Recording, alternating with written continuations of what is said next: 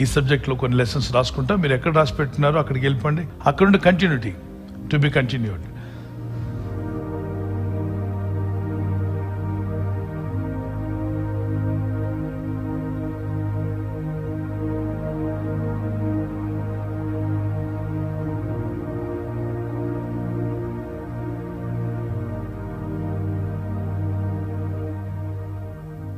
థియాలజీలో కొన్ని పాయింట్స్ మనం ఇంకా డిస్కస్ చేయాల్సి ఉన్నాం.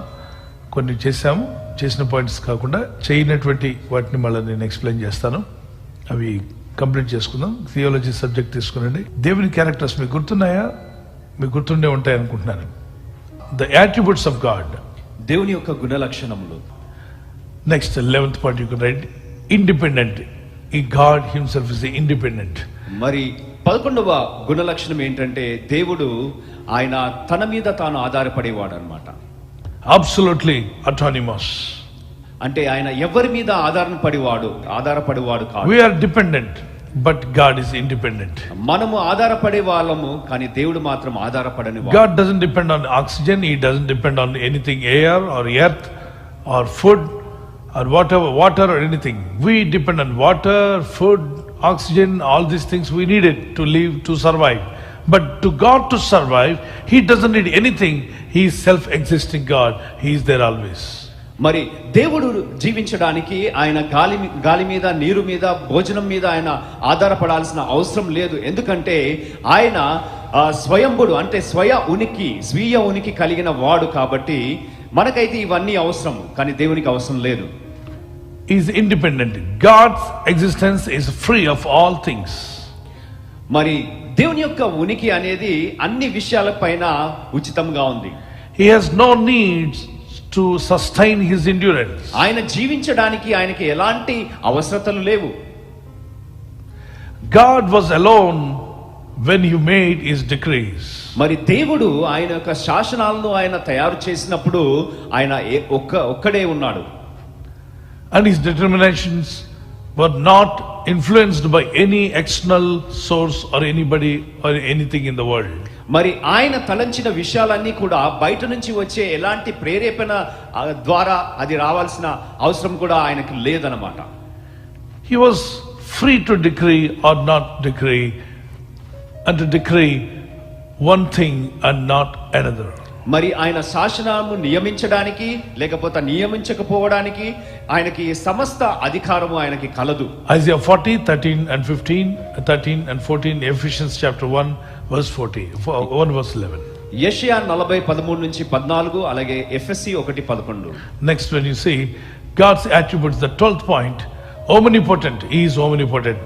మరి 12వ విషయం ఏంటంటే దేవుడు సర్వశక్తిమంతుడు. He is almighty, limitless power. ఆయనకి మరి ఎనలేని శక్తి కలిగిన వాడు. For everything there is a limit. For every power on this earth there is a limit, but God doesn't have any limit. భూమి పైన ఉన్న ప్రతి అధికారానికి లేకపోతే ప్రతి శక్తికి కూడా పరిమితి కలదు, కానీ దేవుని యొక్క శక్తికి ఎలాంటి పరిమితులు లేవు. Omnipotent. Within his person there is all power to perform. His power is limitless. It has no bounds. There is nothing too difficult for him. There is nothing too difficult for him. మరి సర్వశక్తిమంతుడైన దేవుడు ఆయన యొక్క వ్యక్తిత్వంలోనే సమస్త శక్తి, అలాగే కార్యము చేసే సమస్త శక్తి మిళితమై ఉన్నది. ఎందుకంటే ఆయన యొక్క శక్తి పరిమితులు లేనిది, దానికి ఎలాంటి కూడా అడ్డులు కూడా లేవు, అలాగే ఏది కూడా ఆయనకి అసాధ్యము కాదు. Job chapter 42 verse 2, Matthew chapter 19 verse 26. యోబు 42:2, మత్తయి 19:26. Praise the Lord. Hallelujah. So the 13th attributes of God, we see the 13th point.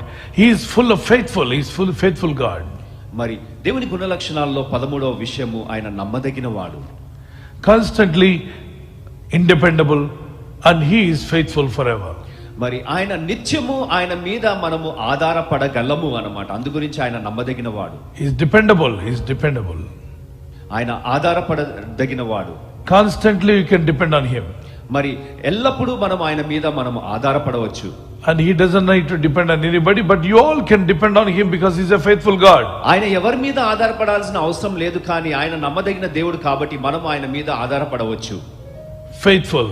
Since God does not change, he is equally dependable and consistent in keeping his promises consistent with his perfection and will. మరి దేవుడు ఎన్నడూ మారనివాడు కాబట్టి ఆయన తన వాగ్దానాల మీద నిలబడి ఆయన పరిపూర్ణ చిత్తాన్ని ఆయన జరిగించేవాడు కాబట్టి నిత్యము మనము ఆధారపడవచ్చు. Deuteronomy chapter 7 verse 9 and 1 Thessalonians chapter 5 verse 23 and 24. ద్వితీయోపదేశకాండం 7:9, మొదటి తెస్సలోనికలకు రాసిన పత్రిక 5:23-24. The next attribute of God is full of love. God is full of love. మరి 14వ విషయము, దేవుడు ప్రేమయ్య ఉన్నాడు. You know, God is love. 1 John chapter 4 verse 8, it says that God is love. మొదటి యోహాను 4:8లో ఈ విధంగా చెప్పబడింది, దేవుడు ప్రేమయ్య ఉన్నాడు అని. Because of his love, he came to this world. He loved us so much. God so loved the world and he gave his begotten son. And Jesus died on the cross in your place, in my place, to take away my sins and your sins and everybody's sin in the world. దేవుడు మనల్ని ఎంతగానో ప్రేమిస్తున్నాడు కాబట్టి ఆయన తన కుమారుడైన యేసుక్రీస్తును మన కోసం పంపించి ఉన్నాడు. ఆయన తన ప్రాణాన్ని శిలువపైన మన కోసం పెట్టి ఆయన మనకి రక్షణ అనుగ్రహించి ఉన్నాడు. Deuteronomy chapter 7 verse 7 and 8 says that Romans chapter 5:8. ద్వితీయోపదేశకాండము 7:7-8 వచనాలు, రోమా 5:8 ఈ విధంగా చెప్తాయి. God's love is spontaneous, free, uncursed from eternity. మరి దేవుని యొక్క ప్రేమ అది నిత్యము పొరలి పారేదిగా అది ఉన్నది. అది ఎక్కడ నిత్యత్వంలో నుంచి అది ఉన్నదన్నమాట. There is nothing in the objects of God's love, in the creatures, that he loves to attract or prompt him to love, because he is full of love. మరి ఆయన ప్రేమయ్య ఉన్నాడు, ఆయన ప్రేమతో పరిపూర్ణుడై ఉన్నాడు కాబట్టి మరి ఆయన సృష్టించిన ఆ యొక్క సృష్టి మీద ఆయన ప్రేమించాలి అని ప్రేరేపించడానికి ఏది కూడా అవసరం లేదు. ఎందుకంటే దేవుడు పరిపూర్ణ ప్రేమయ్య ఉన్నాడు. We don't need to explain him how to love. మరి మీరు ఏ విధంగా ప్రేమించాలో అని ఆయనకి మనం బోధించాల్సిన అవసరం లేదు. He knows what is love. ప్రేమ అంటే ఏంటో ఆయనకు తెలుసు. So let us read what is the love of God. How does it look like the love of God? First Corinthians chapter 13 verse 4-8. Quickly we will read it. మరి మొదటి కొరింథీ 13:4-8 వచనం వరకు మనం చదివినట్లయితే దేవుని యొక్క ప్రేమ ఎలాగుందో మనం చూసుకోవచ్చు. Come on, read everyone. ప్రేమ దీర్ఘకాలము సహించును. దేవుని ప్రేమ ఎలా ఉంటుందంటే సహించే ప్రేమగా ఉంటుంది. దయ చూపించును. దయ చూపిస్తుంది. ప్రేమ మత్సరపడదు. ప్రేమ డంబముగా ప్రవర్తింపదు. డంబముగా గొప్పలు చెప్పుకోదు. అది ఉప్పొంగదు. పాలు పొంగినట్టుగా ఉప్పొంగిపోతూ ఉంటారు కొంతమంది, పొంగి వచ్చేస్తున్నది. అలాంటి ప్రేమ కాదు దేవుని ప్రేమ. అమర్యాదగా నడవదు. మర్యాద లేకుండా నడుచుకోదు. స్వప్రయోజనమును విచారించుకొనదు. సొంత ప్రయోజనాన్ని విచారించుకోదు. త్వరగా కోపపడదు.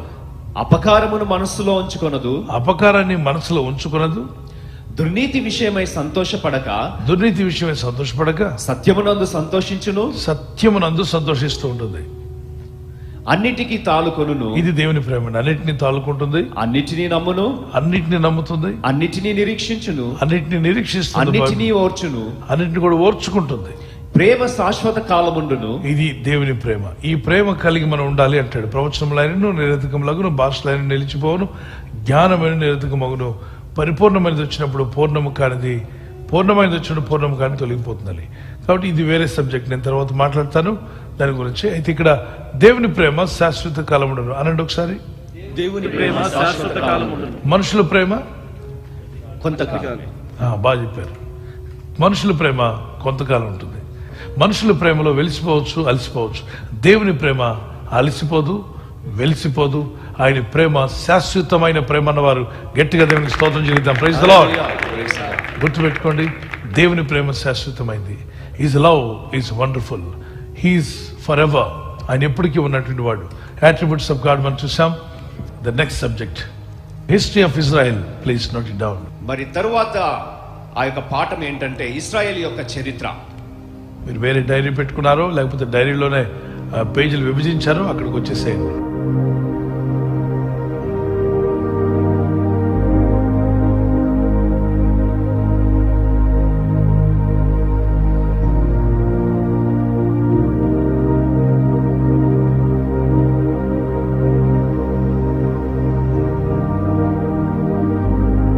from Egypt to the promised land, the Exodus. నిర్గమకాండము అంటే ఐగుప్తు దేశం నుంచి వాగ్దాన దేశం వైపు ప్రయాణము. Moses, Exodus chapter 2 and chapter 2 to 5, you will read that Moses' life really, God touched him and God raised him as a leader, and God has given a prophet to Israelites to redeem them from Egypt. నిర్గమకాండము 2:1 నుంచి 40వ అధ్యాయం 38 వరకు మనం చూసినట్లయితే దేవుడు తన ప్రజలైన ఇశ్రాయేలీయులను విమోచన దయచేసి వారిని వాగ్దాన దేశం నడిపించడానికి మోషేను వాడుకొని ఉన్నారు. నిర్గమకాండం 2వ అధ్యాయం నుండి నిర్గమకాండం 40వ అధ్యాయం 38వ వచనం వరకు మోషే యొక్క ప్రస్థానంలో అనేకమైన కార్యాలు జరిగాయి. వారందరూ ఐగుప్తు నుండి ఇజ్రాయెల్ దేశానికి కనాన్ దేశానికి ఎలా వచ్చారో మనకు అక్కడ రాయబడింది. ఫరోస్ డాటర్, ఆమె కూడా ఇజ్రాయెల్ చరిత్రలో ఆమె కూడా నిలిచిపోయింది, ఎందుకంటే మోషేని ఆమె పెంచింది. ఎక్సోడస్ మరి నిర్గమకాండం 2వ అధ్యాయం 1-10 వచనం వరకు. మోసెస్ సిస్టర్ మిరియాం, ఆమె కూడా వన్ ఆఫ్ ద సిస్టర్స్ లో మంచిగా ఘనంగా పిలువబడింది, ఎందుకంటే మోషేని మరి కాపాడే విషయంలో చాలా సహకరించింది. ఎక్సోడస్ చాప్టర్ 2 verse 1-10, నిర్గమకాండం 2:1-10 వచనం వరకు. సిపోరా, ఎక్సోడస్ చాప్టర్ 2 verse 11-22, మోషే యొక్క జీవితంలో ఆయన సత్యమైనటువంటి సిపోరా కనిపిస్తుంది. జిత్రో, ఎక్సోడస్ చాప్టర్ 2 verse 18-3, నిర్గమకాండము 2:18-18, 3వ అధ్యాయం 1వ వచనం, నిర్గమకాండం 18:1-27 వచనం వరకు. మోషే యొక్క మామగారు మరి ఆరోన్ అన్నప్పుడు మోషే యొక్క అన్నగారు. ఎక్సోడస్ చాప్టర్ 4, నిర్గమకాండం 4:10 వచనం, 40వ అధ్యాయం 39వ వచనంలో కూడా. వీళ్ళందరూ మోషే ద్వారా దేవుడు వీళ్ళందరినీ ఒక గ్రూప్గా చేసి మరి ఇజ్రాయెల్ని బయటికి తీసడానికి వాడుకున్నాడు. ఇన్ ద విల్డర్నెస్ దేవుడు వారికి ఇచ్చినటువంటిది, మౌంట్ సైనాయి మీద దేవుడు ఇచ్చినటువంటిది 10 commandments. ఈరోజు మనం 10 ఆజ్ఞలు చదువుతున్నాము అంటే అక్కడుండే వచ్చాయి మౌంట్ సైనాయి నుండి. మరి ఆ సినాయి పర్వతం మీద దేవుడు ఆయనతో మాట్లాడాడు. 40 రాత్రి 40 పగళ్ళు ఉపవాసం ఉన్నప్పుడు దేవుడు ఇచ్చాడు. ఎక్సోడస్ చాప్టర్ 20 verse 1-21, ద్వితీయోపదేశకాండం నిర్గమకాండం 21-21 వచనం వరకు. డ్యూటోనమీ 5-6, ద్వితీయోపదేశకాండం 5-6, arc of the covenant exodus 25:10-22, అంటే మందసము నిర్గమకాండం 25:10-22 వచనం వరకు. టాబర్నకల్ ప్రత్యక్ష గుడారం రాసుకునండి, నిర్గమకాండం 26:1-27-19 వచనం. ప్రత్యక్ష గుడారం యొక్క వివరాలు అక్కడ స్పష్టంగా రాయబడ్డాయి. ఇవన్నీ the part of Israel's wilderness life or history. ఇవన్నీ కూడా ఇశ్రాయేలు యొక్క జీవితంలో భాగము. Joshua, Rahab, Jericho, covenant at the, all these people we see in the Bible, all of them were important places, important people. మరి బైబిల్లో యెహోషువ, రాహాబు, యెరికో, అలాగే షెకెము దగ్గర దేవుడు చేసిన నిబంధన, ఇవన్నీ కూడా చాలా ప్రాముఖ్యమైన విషయాలు బైబిల్లో మనం చూస్తాం. The covenant at Shechem, Joshua chapter 24 verse 1-27. మరి షెకెము దగ్గర చేయబడిన నిబంధన యెహోషువ 24:1-27 లో మనం చూడవచ్చు. Deuteronomy chapter 34 verse 9, Joshua chapter 1 verse 1-24, and again chapter 24:33. మరి రాహాబ్ గురించి యెహోషువ 2వ అధ్యాయం 1-24 వచనం వరకు. జెరికో గురించి 2వ అధ్యాయం 1-24 వచనం వరకు. యెహోషువ 6వ అధ్యాయం 1-27 వచనం వరకు. కవెనెంట్ ఎట్ షెకెం, దేవుడు ఇచ్చినటువంటి ఆ నిబంధన యెహోషువ గ్రంథం 24:1-27 వచనం వరకు. Praise the lord. Next the time of judges. మనం చూస్తున్నాం దేవుడు న్యాయాధిపతుల కాలం ఇచ్చాడు. ఇజ్రాయెల్ చరిత్రలో న్యాయాధిపతులు చాలా ప్రాముఖ్యమైన వారు. న్యాయాధిపతుల్లో ఉన్న వారిలో దెబోరా, న్యాయాధిపతుల గ్రంథం జడ్జెస్ చాప్టర్ 4 verse 1-5, తర్వాత బారాక్. జడ్జెస్ న్యాయాధిపతులు 4:1-5 వచనం వరకు. సిసిరా, జడ్జెస్ చాప్టర్ 4 verse 1, 5, 31 వరకు. అంటే రెండు అధ్యాయాలు కనిపిస్తారు. న్యాయాధిపతులు 4వ అధ్యాయం 5వ అధ్యాయంలో. గిద్యోన్, judges chapter 6 verse 11, 8 verse 35. We see all these judges.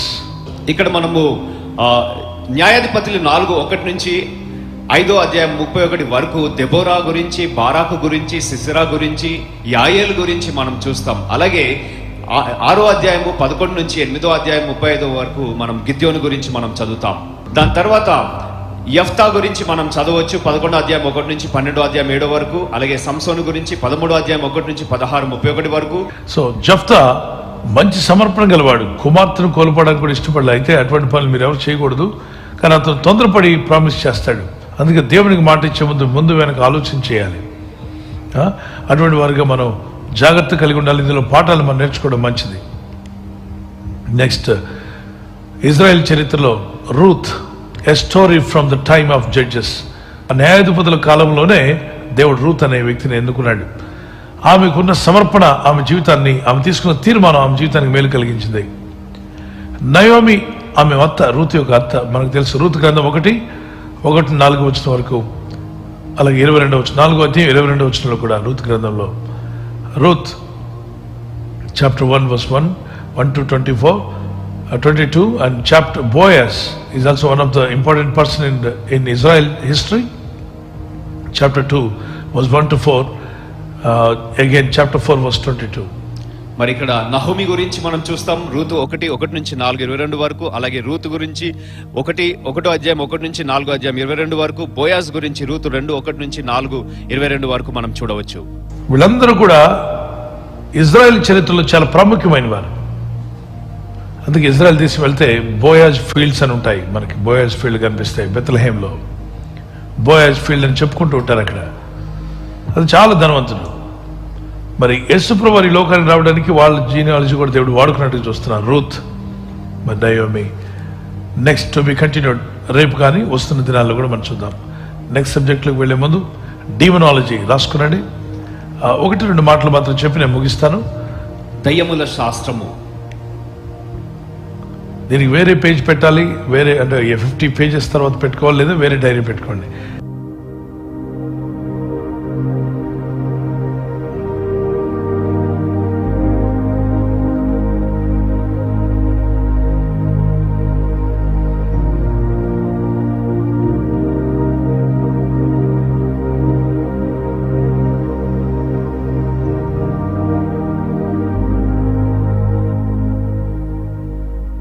What is demonology? ఈ యొక్క దయ్యముల శాస్త్రము అనగా ఏమి? The Greek word for demon they call daimon. మరి గ్రీకు భాషలో మరి దయ్యానికి పేరు డైమాన్. హెబ్రీ భాషలో షేద్ అని చూడవచ్చు. So when you say shade or daimon, which means there is a demon, devilish or satanic. మరి దయ్యము లేదా సాతాను సంబంధమైన లేకపోతే అపవిత్రమైన ఆత్మ అని అర్థం. మరి డైమన్ లేకపోతే షేద్ అన్న పదానికి అర్థం ఏంటంటే దయ్యము లేదా అపవిత్ర ఆత్మ. In Latin, meaning evil spirit. Latin భాషలో డేమన్ అన్న పదానికి అర్థము అపవిత్ర ఆత్మ.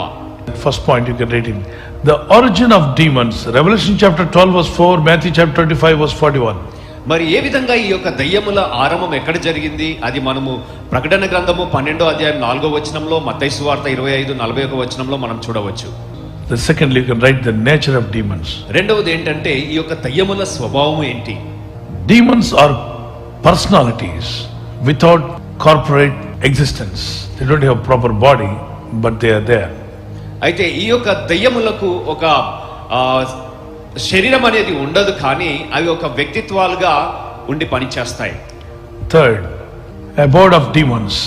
మూడవ విషయం ఏంటంటే దయ్యములు నివసించే స్థానము. The abode of demons, Ephesians chapter 6 verse 12. ఎఫెసీ 6:12 మనం చూడవచ్చు. They do stay in the high places, in heavenly places. Not in heaven, but first celestial heaven. మరి ఈ యొక్క దయ్యములు నివసించే ఆ యొక్క స్థలం ఏంటంటే ఆకాశ మండలము. The space, celestial space, the first space. మొదటి ఆకాశము. Fourthly, when you see, to understand these demons, Jesus taught the existence of demons. He taught in his preachings, he said that there are demons, and demons that they destroy human life. నాలుగో విషయం ఏంటంటే ప్రభువైన యేసుక్రీస్తు తన పరిచర్యలో ఈ దయ్యములు అవి ఉన్నాయి అని ఆయన తన పరిచర్యలో ప్రజలందరికీ చెప్పి ఉన్నాడు. Matthew 15:22-33 and Mark chapter 5 verse 1-18, Matthew 10:1, Mark chapter 16-17, Luke chapter 9 verse 1.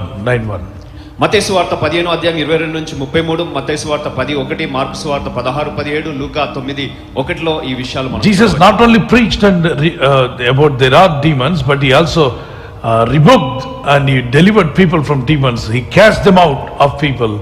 He commanded his disciples to cast them out from people.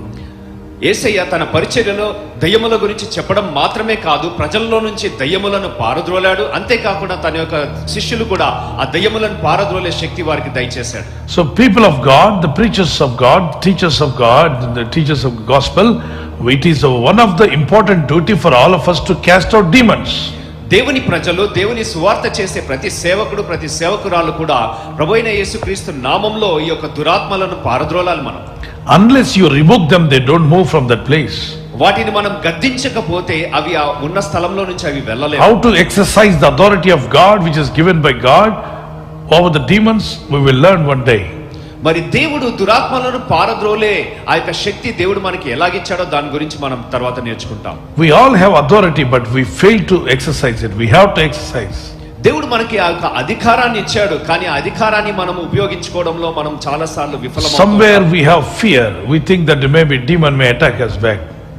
ఒకవేళ ఆ దయ్యాన్ని గద్దించినట్లయితే నన్ను పట్టుకుంటదేమో అన్న భయం మనం కలిగి ఉంటాం. Because there are examples in the Bible, some of them were attacked by demons. So we are afraid for that. No, don't be afraid. We will pray and we will prayerfully look into that, how to exercise the authority over demons. బైబిల్లో ఆ విధంగా దయ్యముల చేత పట్టబడిన వారు ఉన్నారు కాబట్టి దానిని బట్టి మనం భయపడతాం, కానీ భయపడాల్సిన అవసరమే లేదు. The fifth point you can write, the apostles believed in the existence of demons and they cast out many demons. ఐదవ విషయం, మనం అపోస్తలులు వారు ఈ యొక్క దయ్యములు ఉన్నాయని వాళ్ళు నమ్మి ఉన్నారు. In fifth point, Matthew suggested the origin under Satan. Matthew chapter 12 verse 26. Matthew spoke of their final doom. Matthew chapter 25 verse 41. మత్తయి సువార్త 12:26లో మత్తయి ఈ విధంగా చెప్తున్నాడు, సాతాను కింద ఈ యొక్క దయ్యములు ఉన్నారు అని చెప్పేసి ఆయన చెప్పాడు. అంతేకాకుండా వారి యొక్క అంతము అనేది మత్తయి సువార్త 25:41లో మనం చూడగలం. Luke described their nature, their explosion from heaven and their place in dwelling places. Luke chapter 4 verse 33, Luke chapter 6:18, Luke 9:42, Luke 8:27-33. మూడవ విషయం, లూకా 4:33, 6:18, 9:42, 8:27 నుంచి 33 వచనాలు మనం చూసినట్లయితే లూకా ఈ విధంగా వాటి యొక్క స్వభావం గురించి, అలాగే వారు పరలోకంలో నుంచి ఏ విధంగా పారద్రోయబడ్డారో, అలాగే వారి యొక్క స్థానం ఎక్కడుందో దాని గురించి ఆయన వివరిస్తాడు. These demons also preach, you know that? They possess some preachers that they start preaching. The Apostle Paul said in writing to Timothy, warned him of the doctrine of devils. They preach the doctrine of devils. There are some doctrine of devils even if you look into the scriptures. Through the scriptures you can find somewhere it's going on. In every city, in every village, all over the world, the doctrine of devil is working. 1 Timothy chapter 4 verse 1. నాలుగో విషయం ఏంటంటే, మొదటి Timothy 4:1 అధ్యాయంలో పౌలు ఈ విధంగా తిమోతికి ఆయన హెచ్చరిక చేస్తున్నాడు, కొందరు దయ్యముల సిద్ధాంతాలను బోధించేవారు కూడా ఉన్నారు ప్రపంచమంతా అని చెప్పి. So we'll take the next lesson. తర్వాత అధ్యాయం మనం చూద్దాం.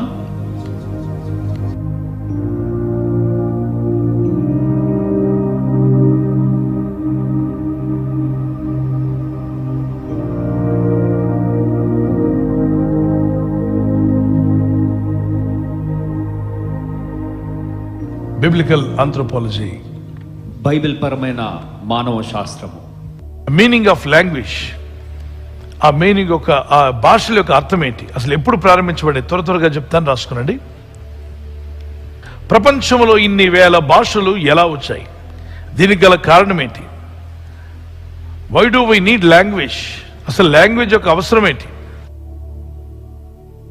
The countries in the world, more than 195, 195 కంటే ఎక్కువ దేశాలు కలిగినటువంటి ప్రపంచం, అనేక దేశాల్లో ఉన్నటువంటి అనేక ప్రజల మధ్యలో రకరకాల భాషలు ఉన్నాయి. అందులో 7,000కు పైనే భాషలు ఉన్నట్టుగా మనం చూస్తున్నాం. 7,111 known languages spoken by people around the world. So these are the known languages. Unknown languages, there are many unknown languages, but the known languages around the world, around the globe, 7,111. known languages spoken by people around the world. 6,500 languages, most spoken languages in the world. ఎక్కువగా తరచుగా వాడబడే భాషలు ఏంటంటే 6,500 భాషలు తరచుగా వాడుతున్నారు. మరి ఉన్న భాషలను లెక్క పెడితే 7,111. పర్పస్ ఆఫ్ లాంగ్వేజెస్ గురించి కూడా మనం తెలుసుకుందాం. The language is a vital part of a human connection, and it allows us to share our ideas, thoughts and feelings with others. And it is important for personal communication. The communication is most important part in a human life. You know, without communication we can do nothing in the world. So communication is most important. Communication technology, it is a powerful technology. American, African, Chinese, Indians, when they smile, everybody looks the same. అవునా? నవ్వినప్పుడు అందరూ ఇంచుమించు ఒకే విధంగా ఉంటారు, పళ్ళు కనబడతాయి. Indian నవ్వుతున్నాడు, పళ్ళు కనిపించాయి. మన ఇండియా అతనే కొంచెం తక్కువ నవ్వుతున్నాడు కదా. మనకున్న జబ్బు ఏంటంటే ఎందుకో నవ్వాలన్న దగ్గర వెంటనే బిగుసుకుపోతాం. మనం నవ్వడానికి ఇష్టపడం. ఎందుకనో మనం మారాలి, మనం బాగా నవ్వాలి, సంతోషంగా ఉండాలి. మరి చైనా వాడైతే ఏదో బర్గర్ తిన్నంత నవ్వుతున్నాడు, దేవునికి స్తోత్రం. ఆయనకి ఆల్రెడీ తినడం ఎక్కువ అలవాటు వాళ్ళకి. మరి ఆఫ్రికన్ కూడా బాగానే పళ్ళన్నీ బయటపెట్టి నవ్వుతున్నాడు. నేను ఆఫ్రికా దేశంలో ఎక్కడికి వెళ్ళినా ఫోటోలు తీస్తుంటే వాళ్ళ తల ఎలా ఉన్నా, వాళ్ళ జుట్టు ఎలా ఉన్నా, నవ్వు మాత్రం నోరు పగిలేలాగా నవ్వుతారు. మరి సంతోషం, నవ్వు అనేది ఒక దేవుడు మానవులకి ఇచ్చిన గిఫ్ట్ అది పిల్లరా. మరి అందరూ నవ్వుతున్నారు. నవ్వు ఒకే విధంగా ఉంటుంది, అందరు నవ్వు ఒకే విధంగా ఉంటుంది. ఇంకో మాటలు చెప్పాడు, ఏడుపులు కూడా అందరూ ఏ దేశ పిల్లడిని చూసినా అదే విధంగా ఏడుస్తాడు. చిన్నపిల్లల్ని మీరు చూడండి, ఏ దేశంలో పిల్లల్ని చూసినా ఏడుపు అందరిది ఒకేలాగుంది, నవ్వు ఒకేలాగుంది, ఏడ్పు ఒకేలాగుంది. భాష మాత్రం మారిపోయింది. కాకులు కూడా మీరు చూస్తే అమెరికాలో ఉన్న కాకి, మన దేశంలో ఉన్న కాకి, చైనాలో ఉన్న కాకి, ఇండియన్ కాకి, అన్ని కాకులు ఒకేలాగా అరుస్తాయి. కాకులు భాష మారలేదు. కుక్కల భాష కూడా ఒకే విధంగా ఉంటాయి. అమెరికా వెళ్ళి చూడండి, ఏ కుక్కను చూసినా అది బావుబావే అంటుంది తప్ప అది మరో కొత్త భాష ఇంగ్లీష్లో మేమేమో అందు మాది, అది కుక్కలాగా అరుస్తుంది. ఈ అమెరికా వెళ్ళినా మన ఇండియాలోనూ కుక్క ఎలా అరుస్తుందో అమెరికాలోనూ కుక్క అంతే, చైనాలోనూ కుక్క అంతే, యూరోప్లో ఉన్న ఏ దేశానికన్నా వెళ్ళు కుక్కల భాష మారదు. కుక్కలన్నీ ఒకే భాష మాట్లాడతాయి, ఒకే విధంగా అరుస్తూ ఉంటాయి. నక్కలన్నీ ఒకే విధంగా అరుస్తుంటాయి. ప్రపంచంలో ఏ దేశ నక్కని తీసుకున్నా నక్కలన్నీ ఒకలాగా అరుస్తుంటాయి. వన్ బ్లడ్, ఒకే విధంగా ఒక మనిషి నుండి దేవుడు మానవులందరినీ తీశాడు. అయితే గ్రూపులు వేరే ఉండొచ్చు, కానీ మనుషులు నల్లగా ఉన్నా, తెల్లగా ఉన్నా, పసుపుగా ఉన్నా, ఏ రంగులో ఉన్నా అందరి రక్తము ఎరిపే, అందరి రక్తం ఎరిపే. కాబట్టి why did god scatter this people at Babel? ఈ యొక్క బాబేల్ గోపురం కట్టినప్పుడు ఎందుకని దేవుడు వాళ్ళని అనేక విధాలుగా భాషలు మార్చి వారిని వివిధ ప్రాంతాలకు పంపించాల్సిన అవసరం ఎందుకు వచ్చింది? ఇక్కడ కొన్ని విషయాలు తెలుసుకోవాలి. Nimrod described as a king of the land of Shinar. The Bible states that a mighty hunter before the Lord and began to be mighty in the earth. ఆ రోజుల్లో భూమి మీద అతను పరాక్రమశాలి, ఇంకో మాటలు చెప్పాలంటే యుద్ధ వీరుడు లాంటి వాడు, యుద్ధ సూర్యుడు, నైపుణ్యత కలిగిన వాడు, అతను వేటగాడు. అటువంటి వాడు ఎందుకని టవర్ కట్టాలనుకున్నాడు? దేవుని కోపం అతని మీదకి ఎందుకు వచ్చిందో కూడా చూద్దాం. ఇది వారు కట్టిన టవర్. ఈ టవర్ దగ్గరే అప్పటి వరకు ఒకే భాష ఉండేది. ప్రపంచం అంతా ఒకే లాంగ్వేజ్, ఓన్లీ వన్ లాంగ్వేజ్. కొందరు అంటారు అది హిబ్రూ అని, కొందరు అరామిక్ అని, కొందరు మరొక భాష అని. అయితే ఏది ఏమైనప్పటికీ బైబిల్ మాత్రం పాత నిబంధన హిబ్రూలో రాయబడింది. కానీ ఒక భాషే ఉండేది ఆ రోజుల్లో. ఆ ఒక్క భాష అనేక భాషలుగా ఎందుకు మారిపోయాయి? ఇన్ని భాషలు రావడం గల కారణం ఈ టవరే కారణం. ఈ టవర్ కట్టినప్పుడు ఏం జరిగింది? దేవుని కోపం రేపారు. Genesis chapter 11 verse 1 to 9. అప్పుడు యెహోవా, ఇదిగో జనము ఒకటే, వారికందరికీ భాష ఒకటే, వారు ఈ పని ఆరంభించి ఉన్నారు. ఇక మీదట వారు చేయదలుచు ఏ పని అయినను చేయకుండా వారికి ఆటంకమేమీ ఉండదు. గనుక మనము దిగిపోయి వారిలో ఒకని మాట ఒకనికి తెలియకుండా అక్కడ వారి భాషను తారుమారు చేయదము రండని అనుకొనెను. ఒకరి మాట ఒకరికి తెలియకుండా వారిలో భాష తారుమారు చేయదము రండని చెప్పుకొనెను. అలాగూ యెహోవా అక్కడ నుండి భూమి ఎందంతటా వారిని చెదరగొట్టెను. భూమి ఎందంతటా దేవుడు ఒక దగ్గర ఉన్న వారిని అందరిని చెదరగొట్టాడు. ఆ పట్టణం నుండి వారంతా కూడా కట్టడం మానేశారు. పెద్ద పట్టణం కట్టాలని నిర్ణయించుకున్నారు. ఈ పట్టణం కట్టాలని నిర్ణయించుకున్నప్పుడు దీనంతటికి రాజు ఇతను ఎవరంటే నిమ్రోద్. వీళ్ళ ఇంటెన్షన్ ఏంటి? మనం భూమి ఎంతంతటా చెదిరిపోవద్దు, భూలోకం ఎంతన్నా మనకు అనవసరం, ఒక దగ్గరే ఉందాం. దేవుడేమన్నాడు? ఆదికాండం 1:28లో మీరు భూమిని మీ సంతానంతో నింపండి, మీరు విస్తరించండి, అభివృద్ధి పొందండి అన్నాడు. దేవుని ఆజ్ఞది. భూమిని చేసిన దేవుడు, మనిషిని చేసిన దేవుడు, మానవులందరూ ఒక దగ్గరే ఏడవకుండా అనేక ప్రాంతాలకు వెళ్ళి అన్ని ప్రాంతాలు సస్యశ్యామలుగా మార్చుకుంటూ మనుషులు వర్ధిల్లుతూ ఆయా ప్రాంతాలను వినియోగించుకోమని దేవుడు కోరుచున్నాడు. కానీ ఇక్కడ వీడేమంటున్నాడు? ఈ నిమ్రోద్ అనే రాజు, మనం ఎక్కడికి పోవద్దు, మనము భూమి అందరిలో చెదిరిపోకుండా ఒక పట్టణమును ఆకాశమునంటున్నంత వరకు, అంటే ఆకాశమునంటూ శిఖరము గల ఒక గోపురమును కట్టుకుందాం. ఏ గోపురం అంటే అది ఆకాశాన్ని అంటుకునే గోపురం అయి ఉండాలి, అలాది కట్టుకుందాం. సో ఫస్ట్ ఇంటెన్షన్ వీళ్ళు ఏమొచ్చింది? ఎక్కడికి వెళ్ళిపోవద్దు, మనంతా ఒక దగ్గరే ఉందాము అన్నది. రెండవది, ఒక పట్టణాన్ని కట్టుకుందాం, ఆ పట్టణానికి మన పేరు పెట్టుకుందాం. దేవుని పేరు కాదు, దేవుని కృపను బట్టి కాదు, మన పేరు ప్రఖ్యాతులు పెట్టుకుందాం. ఆకాశం అంటూ శిఖరము అంటే దేవుని దగ్గర కూడా వెళ్ళిపోదాం. అవసరమైతే పరలోకంలో ఎవరున్నారు చూసొద్దాం. బాబెల్ టవర్ ఎక్కడ కట్టారో ఒకసారి స్క్రీన్ లో చూడండి, చూస్తున్నారు. ఈ ప్రాంతంలోనే వారు కట్టారు. కొన్ని వందల ఎకరాల స్థలంలో వారు పునాది వేసి కట్టుకుంటూ పైకి వెళ్ళిపోతున్నారు. రోజు రోజుకి పైకి వెళ్తుంది. దగ్గర దగ్గర ఇరాక్ దగ్గరలో ఉంటుంది. ఇరాక్, ఇప్పుడు ఉన్నటువంటి ఇరాక్ మీకు తెలుసు కదా, ఇరాక్ అని, ఇరాక్ దగ్గరలో ఉంటుంది. ఇది యూఫ్రటీస్ అనేటువంటి నది ప్రవాహ తీర ప్రాంతాల్లో ఆ యొక్క మైదానంలో కనిపిస్తుంది. వారు ఆ మైదానంలో ఆ ప్లెయిన్స్లోకి వెళ్ళి పెద్ద టవర్ కడుతూ ఉండగా దేవుని అగ్ని వచ్చి కాల్చివేసేసిందట. కాల్చివేగా ఆ పట్టణాలన్నీ కూడా, అంటే ఆ పెద్ద టవర్, ఆ శిఖరం కాలి కూలిపోయింది పిల్లరా. అప్పుడే భాషలు, వేరు వేరు భాషలు దేవుడు ఏర్పాటు చేశాడు. అయితే దీనిలో కొన్ని విషయాలు మనం జ్ఞాపకం చేసుకుందాం. Reasons behind the tower of Babel. The first reason, Nimrod wanted to prove he was as powerful as God. దేవుడు ఎంత శక్తిమంతుడో తాను కూడా నేను శక్తిమంతుడే అని ప్రజలను ఆకట్టుకొని ప్రజలకు దేవుడు అవ్వాలని అనుకున్నాడు. సృష్టికర్తను మైమరింప చేస్తున్నాడు. అంటే సృష్టికర్తను మర్చిపోయేలా చేసి తానే దేవుడు అవ్వాలనే ఉద్దేశంతో వీడు లూసిఫర్కు దగ్గర కుమారుడిలాగా ఉన్నాడు. లూసిఫర్ అయిన సాతానుడికి కుమారుడిగా వాని యొక్క ఆలోచనలు నెరవేర్చేవాడిగా కనిపిస్తున్నాడు. అంటే క్రీస్తు విరోధి ఇప్పుడు రాబోతున్నాడు ఒకడు, అలాంటి వాడు ఒకప్పుడు వచ్చాడు. Secondly, people refuse to spread out all over the earth. They just wanted to stay in a wonderful place, in a comforted place. They don't want to go and work hard. ఒక దగ్గర కూర్చోవాలనుకుంటున్నారు. They don't want to go out and work. దేవుడు పెట్టిన ఈ భూమండలాన్ని పాడైపోయినా పర్లేదు, మేము మాత్రం కంఫర్ట్గా ఉండాలి, ఒక దగ్గర ఉండాలి. అది కూడా మంచిది కాదు. స్క్రీన్లో రాసుకునండి. The third point, why the reason why the Babel యొక్క టవర్ యొక్క రీజన్ అని చూద్దాం. Every imagination of their heart was evil continuously. వారి యొక్క ఆలోచన విధానం అంతా చెడ్డదట. చెడ్డ ఆలోచనలతో నిండిపోయారు. చెడ్డ హృదయాలతో నింపబడే వారి తలంపులు, వారి ఆలోచనలన్నీ కూడా. ఆ బాబెల్ గోపురం కట్టడమే అపవిత్రం. కాబట్టి దేవుడు పూర్తిగా ఆ గోపురాన్ని పడగొట్టి వాళ్ళ భాషలు వేరు చేశారు. అప్పుడు దాకా అందరు కలిసి బాబు ఇటుకలు పట్టడానికి పట్టుకొచ్చేవాడు, నీళ్ళు తీసుకురావడం నీళ్ళు తెచ్చేవాడు. కానీ సడన్గా దేవుడు భాషలు మార్చేయగానే అక్కడున్న అతను తమిళం మాట్లాడుతున్నాడు. అప్పా తన్ని కొండవా అన్నాడు. అంటే వాడు వచ్చి ఎగిరి తన్నాడు. ఇండి నన్ను ఎందుకు తన్నావంటే, తన్ని అన్నావుగా, నువ్వే తన్ను అన్నావు కాబట్టి నేను తన్ని కొండవా అన్నానయ్యా, అందుకేనయ్యా తన్ని ఇదిగో కండవా ఇస్తున్నాను నీకు అన్నాడట. నేను తన్ని కొండవా అంటే తన్ని నాకు కండవా ఇస్తా అంటున్నావు, ఏంట్రా నీ పని అని అంటే, అవును నువ్వే కదా చెప్పావు తన్ని కొండవా అని. కొండవా అంటే కండవా అనుకున్నాడు, తన్ని అంటేనేమో తన్నమన్నాడు అనుకున్నాడు. భాష మారిపోయింది. ఏం కాదు అంటున్నాడట. బస్సు దిగుతుండగా అతని గొడుగు ఇతని చెవుకు తగులుకుంది. ఇలా వంకరగా ఉంటాయి గొడుగు. తీసుకుని వెళ్ళిపోతున్నాడు.